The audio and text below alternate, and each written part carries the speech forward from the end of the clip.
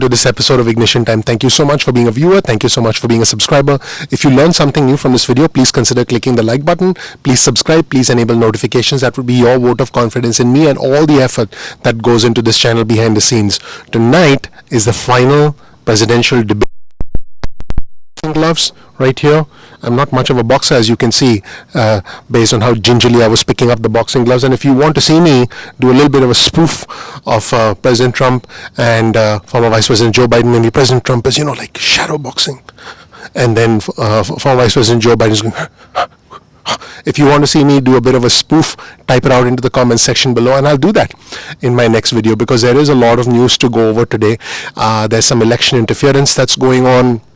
There are some decisive trends actually as far as the election is concerned, specifically long-term trends that I'm going to talk about. Our team is actually analyzing that data and preparing it for me right now. And also I'm going to talk to you about some really key comments that came from Mark Meadows last night, which represent that the administration is trying to do what they can to come to an agreement, but Mark Meadows said some things that you definitely want to hear.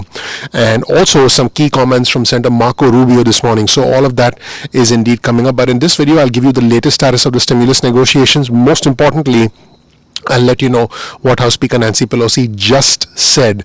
Now, keep in mind, House Speaker Pelosi and U.S. Secretary Steve Mnuchin are supposed to speak today. And House Speaker Pelosi said on MSNBC this morning, we've made progress in this regard, but we're still not there. The two sides will be pretty soon ready to put pen to paper on the next text for a bill. So pretty soon ready to put pen to paper on the next bill. I want to make sure I quote everybody correctly. You've heard about the resistance from Republican lawmakers, and President Trump, was very clear about his position. President Trump said this last night. He said, and I quote, "Just don't see any way Nancy Pelosi and crying Chuck Schumer will be willing to do what is right for our great American workers or our wonderful USA itself on stimulus. Their primary focus is bailing out poorly run and cities and states." And the president's position is pretty clear. White House Chief of Staff Mark Meadows did do an interview, and I am going to actually highlight those comments. So that'll be in another video on our channel, because I want to make sure I get the clip so I can show you folks the clip. But White House Chief of Staff Mark Meadows said that the administration that's advancing this negotiation further and further to Nancy Pelosi's side of the ledger. So the White House Chief of Staff Mark Meadows basically said, we're pretty much he wants. Pretty much those were the words.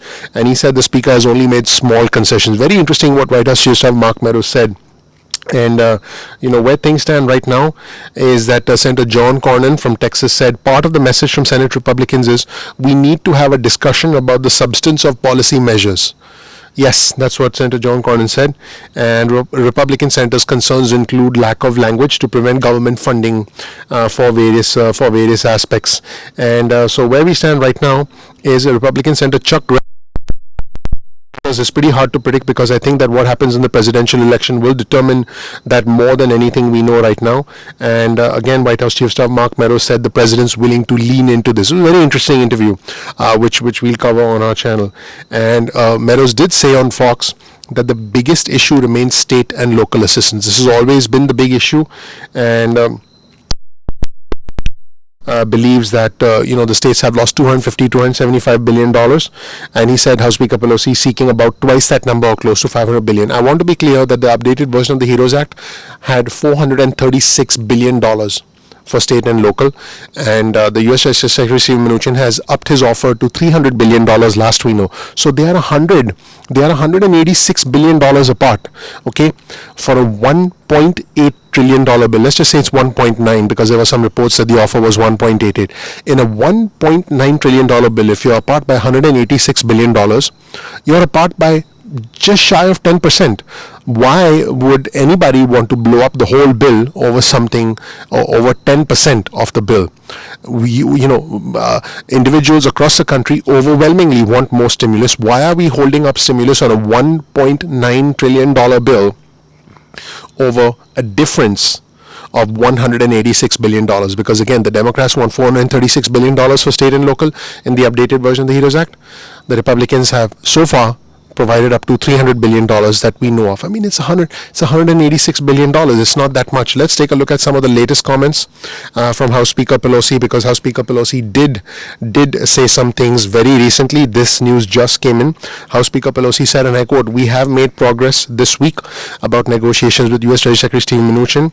She also said, "I think we're just about there." So the House Speaker Pelosi said, "I think we're just about there." This is important.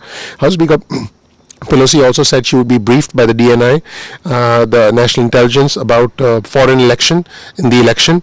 Excuse me, about foreign interference, I beg your pardon, in the election. So, there is interference going on, and I'll be doing a report later about that, because that is something I think we need to be aware of as citizens.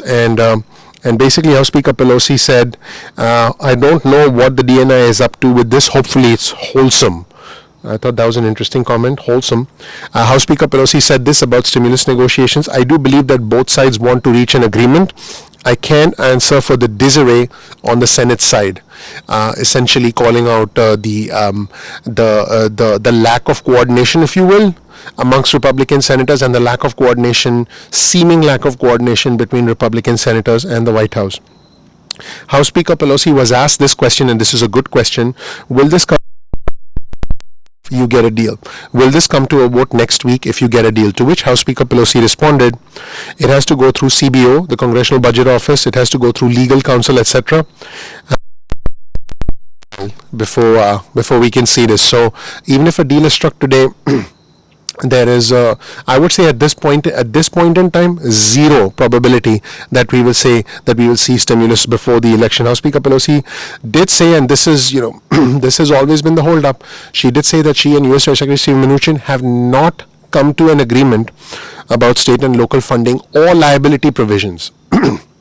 How can we have an agreement when the biggest aspect of the hold-up from the Democrat side, state and local funding, has still not been sorted out? How can we have an agreement when the liability provisions, which is essentially one of the biggest requirements on the Republican side, has not been sorted out? These are the two most complex issues in the negotiation.